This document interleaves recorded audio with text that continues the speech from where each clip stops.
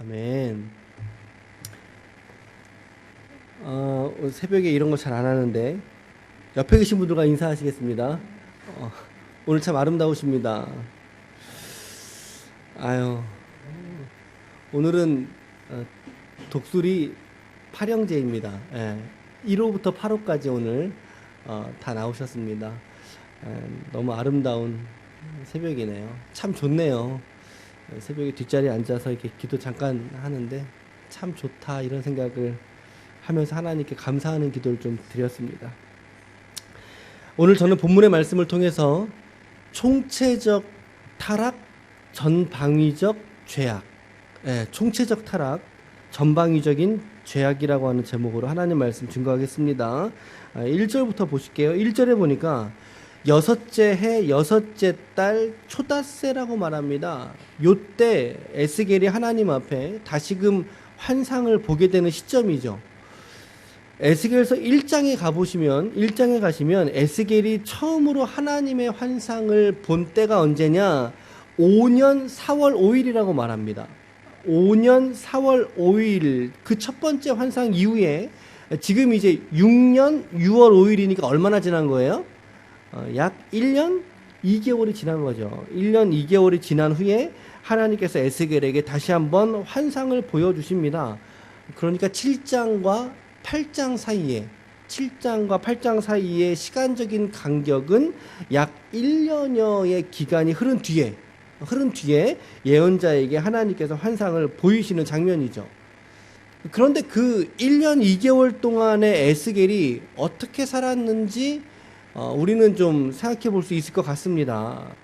환상을 보고 난 이후에 앞전에 환상을 보고 난 이후에 그 환상으로 인해서 에스겔의 삶이 무너졌다거나 무엇을 했는지 정확하게 알 수 있지만 그가 일상의 삶을 이렇게 살았던 것처럼 이렇게 보이죠.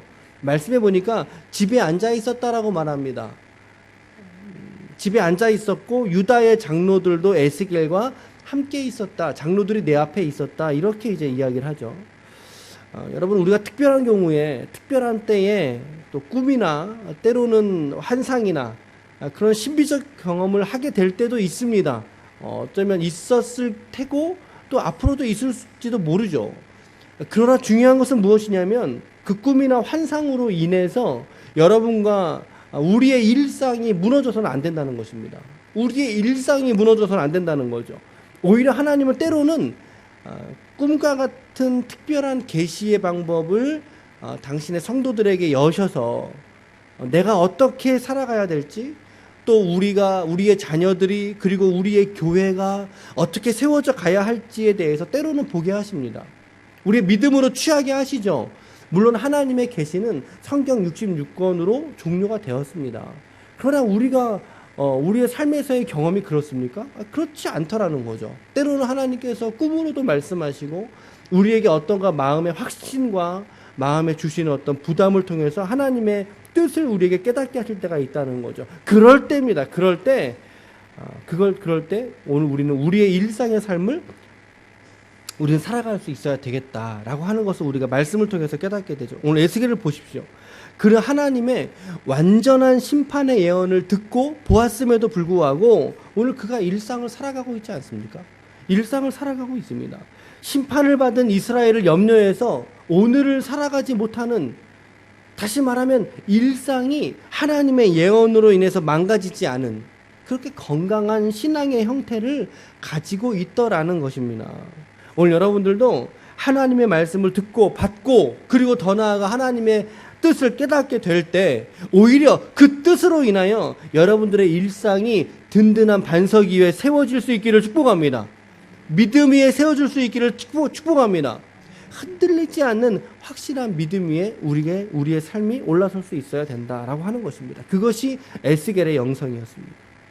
그런데 이제 하나님께서 그를 환상 중에 들어 올리셔서 예루살렘의 안쪽 뜰로 들어가는 북문에 서게 하십니다. 북문에 서게 하시고 그곳에서 환상을 보는데 5절 말씀 같이 읽어볼게요. 5절 시작. 그가 내게 이르시되 인자야 이제 너는 눈을 들어 북쪽을 바라보라 하시기로 내가 눈을 들어 북쪽을 바라보니 제단문 어귀 북쪽에 그 두의 우상이 있더라. 제단의 북쪽의 문에서는요, 재물을 잡는 제단이 있었다고 합니다. 그런데 이스라엘은 그 제단에서 잡은 재물을 가지고 하나님께 나온 게 아니라 누구한테 간다는 거예요? 우상을 섬기는 일을 마다하지 않았다라는 것입니다. 마땅히 하나님께 돌려야 될 재물을 우상에게 돌려버리는 그 악한 행위를 이스라엘이 저지르고 있었다라는 거예요. 그래서 6절에도 보면, 6절의 하반절에 보면 너는 다시 다른 큰 가증한 일을 보리라, 보여주겠다 라고 하시면서 7절 말씀에 그가 나를 이끌고 뜰문에 이르시기로 내가 본즉 담에 구멍이 있더라. 환상의 자리가 옮겨지죠. 예, 북문에서 뜰 안쪽으로 조금 더 좁혀옵니다. 근데 담이 있어서 인자야 담을 헐라. 담을 헐었더니 그 안에 또 한쪽에 문이 있더라는 거예요. 그 문을 열고 그 안에 들어가 봤더니 10절 말씀에 각양의 곤충과 가증한 짐승과 이스라엘 족속의 모든 우상을 그 사방 볕에 그렸다라고 말합니다. 그런데 더 기가 막힐 노릇이 있어요. 더 기가 막힐 노릇이 11절에 보니까 그 안에 누가 있다고 말하고 있죠?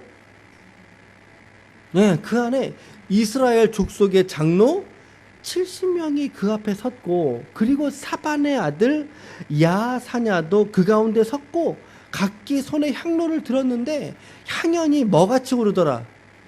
구름같이 오르더라. 이게 우상숭배를 많이 했다는 거예요? 적게 했다는 거예요? 많이 했다는 거죠. 구름같이 그들이 피어오른 향이 구름같이 피어오르더라. 그들이 우상을 숭배하고 있는 장면을 묘사하고 있는 거예요. 그런데 그 우상을 숭배하는 자리에 누가 있었다라는 거예요? 이스라엘에 장로들이 있었다. 70 장로가 있었다. 이들은 이스라엘을 대표하는 자들입니다. 이스라엘을 대표하는 그 의미가 있어요. 그리고 사반의 아들 야사냐도 그 가운데 있더라. 요시야라는 남유다의 마지막 즈음의 왕이 있었습니다. 그가 이제 종교개혁을 바로 직전에 단행하거든요.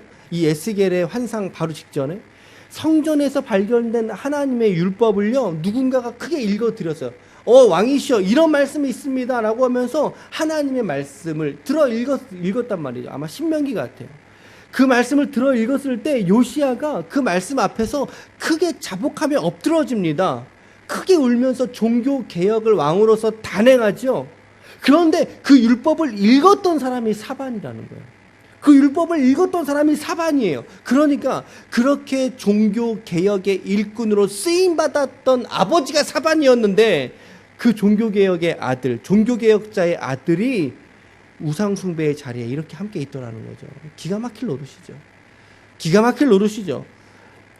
어쩌면 요시야의 개혁의 불완전성을 말하기도 하겠지만, 그러나 우리가 조금 쉽게 이해한다면 종교개혁의 일꾼의 아들이라도 우상숭배에 이렇게 빠지더라는 것입니다.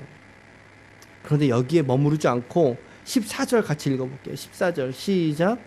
그가 또 나를 데리고 여호와의 전으로 들어가는 북문에 이르시기로 보니 거기에 여인들이 앉아 단무스를 위하여, 단무스입니다. 단무지가 아니라 단무스입니다. 수메르나 메소포타미아나 수리아, 바벨론 그리고 팔레스틴 등지에서 널리 숭배되던 우상 중에 하나입니다. 특별히 양력으로 6월과 7월 사이에 단무스가 지하 세계로 내려가서 이듬해 봄에 소생하는 신으로 알려져 있죠. 그러니까 지금 오늘 이 본문의 날짜가 언제라고 그랬어요? 6월 5일이라 그랬잖아요. 그러니까 지금의 시점이 어떤 시점이에요? 단무스가 지하 세계로 내려가 버리는 시점이죠. 그것을 안타까워해서 여인들이 울었다는 거예요. 여인들도 우상을 섬겼고 여기서 끝나지 않고 제사장들도 우상을 섬기죠. 아주 앞장서죠. 16절 같이 읽어볼게요. 시작. 그가 또 나를 데리고 여호와의 성전 안뜰에 들어가시니라. 보라, 여호와의 성전 곧 문 곧 현관과 제단 사이에서 약 25명이 여호와의 성전을 등지고 낯을 동쪽으로 향하여 동쪽 태양에게 예배하더라. 성전 안뜰이라고 그랬어요. 현관과 제단 사이, 이곳은 제사장들만 출입하는 지역입니다. 25명이라고 그랬습니다. 아마도 아론 자손의 계열을 대표하는 24명의 제사장들과 그리고 한 명의 대제사장일 것 같아요. 근데 그들이 한 게 뭐예요? 그들이 한 게 뭐예요? 하나님을 예배하고 집례해야 될 그들이 지금 여호와의 성전을 뭐 했다? 등졌다. 여호와의 성전도 동쪽으로 문을 향하여 난 거죠. 그러니까 동쪽으로 향해서 얼굴을 돌렸다면 그들은 여호와의 성전을 등져 있는 거예요. 지금 여호와의 성전을 향하여 있어야 될 제사장들이 여호와의 성전을 등지고 낯을 동쪽으로 향하여 동쪽 태양에게 예배하더라. 태양이 지금 동쪽에 있어요. 해 뜰 때예요, 질 때예요? 해 뜰 때죠. 그렇죠? 아침에 이른 아침에 하나님 앞에 예배하러 나와야 될 그들이 성전을 등지고 동쪽에 뜨는 태양을 향하면서 절하고 있어요. 제가 이 본문을 이렇게 묵상하면서 하면 화가 일어나는 거예요. 그래서 다른 사람들은 이해한다 이거죠. 뭐 여인들, 뭐 이스라엘 백성들 그래 좋다고 치자. 근데 어떻게 이들이 이럴 수 있었을까? 어떻게 제사장들이 이럴 수 있었을까? 그러니까 마음에 분노가 일어나는 거예요. 이들을 바라보는 하나님의 시선은 과연 오늘 어떤 마음으로 에스겔에게 이 환상을 보여주셨을까? 정말 코가 막히고 정말 눈이 뒤집어지지 않겠습니까, 여러분? 그러니까 18절에 하나님께서 이제 이스라엘에 대한 심판을 확증하시죠. 나는 분노로 갚겠다. 불쌍히 여기지 않겠다. 그들에게 긍휼을 베풀지도 아니하고 그들이 큰 소리로 내 귀에 대고 부르짖을지라도 내가 그들의 부르짖음을 듣지 아니하겠다. 하나님의 준엄한 심판으로 오늘 말씀을 우리가 오늘 함께 읽게 되었습니다. 말씀은 여기서 끝나게 됩니다. 오늘 8장 말씀. 오늘 설교 제목이 뭐였어요? 설교 제목이 뭐였어요? 총체적 타락, 전방위적 죄악이라고 말씀드렸습니다. 왜 그렇게 설교자가 제목을 선택할 수밖에 없게 되었는지 여러분 아시겠죠? 이들은 총체적으로 타락해 버립니다. 백성에서, 장로들에서, 여인들에서, 그리고 제사장들까지 타락하잖아요. 모든 이스라엘 백성 중에 하나님을 온전히 예배하는 사람은 찾아볼 수가 없는, 도무지 찾아볼 수가 없는, 눈 씻고 찾아볼 수가 없는 총체적인 타락의 양상을 보여주고 있다는 거예요. 그런데 이 죄악이 전방위적으로 들끓고 있지 않습니까? 전방위적이에요. 북쪽을 향하여, 그렇죠? 맞죠? 북쪽을 향하여, 북문을 향하여, 우상의 사방벽에 그랬어요. 우상의 사방벽. 사방벽은 뭐예요? 동서남북을 말하죠. 사방벽에. 그리고 북문에 앉아서 이렇게 울고 있고 말이죠. 동쪽의 태양을 향해서 숭배하고 있고 말이죠. 동서남북 어디를 향한다 할지라도 우상으로 넘치고 있는 이들의 모습을 보게 된다 이 말이죠. 이 말씀 특별히 제사장들의 태양 숭배, 하나님이 가장 싫어하는 우상이 태양 숭배거든요. 태양 숭배. 근데 이것을 지금 제사장들이 이 짓거리를 하고 있더라는 거죠. 막 화가 나는데 특별히 이제 목회자와 상당히 비슷한 위치에 이들이 있는데 그들의 우상 숭배가 화가 나다가 이제 오늘 묵상에서 총체적인 타락, 전방위적인 죄악의 실체가 묵상을 하다가 보니까 영락없이 내 꼴하고 맞닥뜨려지더라는 거죠. 영락없이 이들의 모습과 오늘의 내 꼴과 나의 존재가 서로 맞닥뜨려지더라는 거죠. 서로 합일이 되더라는 거예요. 같구나. 나의 실존이 오늘 이들의 실존과 사실은 크게 별반 다르지 않은 모습을 하나님이 오늘 말씀에서 저에게 고발하여 주시는 그런 것들을 제가 묵상을 하게 됩니다. 우리가 아무리 구원받은 하나님의 거룩한 백성이요, 또 성도라고 이름 붙여진, 또 이제 목사라고 이제 주님이 이름 붙여진 이라 할지라도 여러분 조금만 사람이 없을 것 같으면, 사람의 시선이 나에게 쏠리지 않은 것 같으면, 나 혼자 생각을 하고 나 혼자 무엇을 하게 되고 나 혼자 있게 되는 상황이 생기게 된다면 여지없이 우리들은 악한 것들을 붙들고 그 악한 것들을 우상인 것 마냥, 그것들이 나에게 중요한 것인 것 마냥 우리가 그렇게 살아가는 그 모습이더라는 거죠. 질투의 우상이 내 안에 있음을 보게 됩니다. 질투의 우상. 하나님은 질투하시는 하나님이라고 그랬죠. 하나님의 질투를 유발하는 대상이 여러분들 안에 없는지 한번 생각해 보십시오. 한번 생각해 보십시오. 나는 하나님의 질투를 유발할 만한 것을 나는 갖고 있지 않은가? 라는 거 말이죠. 장로들은 우상에 빠지지 않았습니까? 서기관의 아들이 우상에 빠지지 않았습니까? 그 현장에 같이 있지 않았습니까? 여인들도 우상에 빠져서 목 놓아 그 우상을 위해서 울고 있지 않습니까? 오늘 여러분들이 울고 있는 대상이 무엇인지 한번 생각해 보시죠. 내가 오늘 무엇으로 인해서 울고 있는가? 제사장들이 우상에 빠지고 있지 않습니까? 돈이 우리에게 우상되고 있지 않습니까? 명예와 성공이라고 하는 우상이 제 뒤에 따라오더라는 거죠. 하나님보다 더 사랑하는 것들로 사실은 오늘 내가 온통 이렇게 둘러싸여 있는데 온 사방이 눈을 들어 해석을 해보니까 우상이 아닌 게 없더라는 거예요. 내 자식부터 시작을 해서 내 자신의 건강까지, 이 목회의 성공까지, 내가 이들을 어떻게 정죄할 수 있을까? 전방위적인 죄악에 빠져있는, 총체적인 타락에 빠져있는 이 모습이 오늘 나의 모습이더라는 거예요. 오늘 우리 안에 우상이 과연 없을까라는 질문 말이죠. 없다고 확신할 수 있는 분이 계십니까? 여러분, 우리 안에, 내 안에 있는 우상을 오늘 십자가에 못 박을 수 있기를 축복합니다. 십자가에 못 박아 달아 올릴 수 있기를 축복합니다. 저의 우상은 성공이었다고 해도 다름이 없죠. 어쩌면 그럴 수 있어요. 목회를 시작했으니까, 이렇게 단독 목회라는 이름으로 시작을 했으니까 성공하고 싶다 이런 생각 들잖아요. 성공하고 싶다. 주님이 저에게 그러시는 것 같아요. 영빈아, 너가 지금 너의 초미의 관심이 이 너의 목회 아니니? 너가 이 목회에서 너가 성공하고 싶은 너의 그 마음 아니니?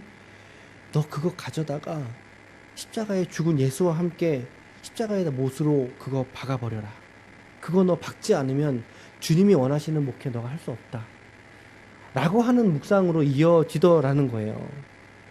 여러분, 우리가 작은 우상이라 할지라도요, 우리 안에 그것이 있다라고 우리가 오늘 확증할 수 있다면, 내 안에 그래 맞아 이것이야 라고 확증할 수 있다면, 여러분 그것 가지고 주님께로 나아갈 수 있기를 바랍니다. 그것 가지고 십자가로 나아가 십자가에 못 박혀 계신 그 주님 앞에 그것 함께 못 박을 수 있기를 바랍니다. 가서 정직하게 우리가 함께 고백하고 그거 십자가로 못 박고 오셔야 됩니다. 못 박고 오세요. 그래서 저와 여러분들에게는 날마다 우리에게 필요한 것은 사실 이 십자가일 수밖에 없는 거죠. 우리는 이 우상에게서 단 하루도 헤어나올 수 없는 존재이기 때문입니다. 그래서 우리에게 십자가는 역설적이게도 날마다인 것입니다. 날마다인 것입니다. 주님께서 뭐라고 하셨어요? 너희 중에 무릇 나를 따르고자 하는 자는 자기를 부인하고, 그 앞에 뭐라 그랬죠? 날마다 자기를 부인하고 자기 십자가를 지고 나를 따를 것이니라. 주님이 직접 하신 말씀 아닙니까? 오늘 우리에게 주시는 말씀이죠. 자기를 부인한다는 게 뭐겠어요? 주님, 내 우상 이겁니다. 이거 십자가에 내가 못 박겠습니다. 라고 하는 그 다짐과 결이 어린 그 믿음의 결단들이 우리의 생활 속에서 날마다 있어져야 한다는 거예요. 그게 우리가 살 길이라는 거죠, 여러분. 어쩌면 이 새벽 예배 이렇게 나오시는 거 정말 쉽지 않았을 거예요. 우리 현영이 잠을 못 잤대요. 정말 쉽지 않았을 거예요. 여러분, 우리 쉽지 않았을 우리의 이 믿음의 결단과 이 실천들, 여러분 각자의 자리에서, 이 새벽 예배뿐만이 아니라 각자의 자리에서 날마다 매 시간마다 주님의 십자가 앞에 못 박을 수 있는 저와 여러분들이 되시기를 바랍니다. 오늘 우리 안에 있는 이 총체적인 타락을 가져오게 했던 여러분과 제 안에 있는 우상들을 십자가에 못 박아버리고, 그렇죠? 여러분들의 일상을 그리스도로 오늘을 살아낼 수 있기를 축복합니다. 여러분, 십자가로 살으셔야 됩니다. 그리스도로 살으셔야 됩니다. 그것이 우리가 이 총체적인 타락, 전방위적인 죄악의 나의 실존에서 벗어날 수 있는 그런 나를 오히려 자유하게 할 수 있는 은혜가 십자가 안에 있다라는 거죠. 오늘도 이 십자가의 은혜 붙들고 살아가시겠습니까? 붙들고 살아가시겠습니까? 아멘. 아멘. 우리의 마음의 우상들을 십자가로 못 박아버리고 오늘 여러분들의 일상을 그리스도로 살아낼 수 있는 우리가 되시기를 축원합니다. 이것이 하나님을 기쁘시게 하는 삶이라고 저는 생각합니다. 오늘도 이 믿음으로 승리합시다. 오늘 여러분들의 일상의 승리와 이 믿음의 승리와 건투를 빕니다.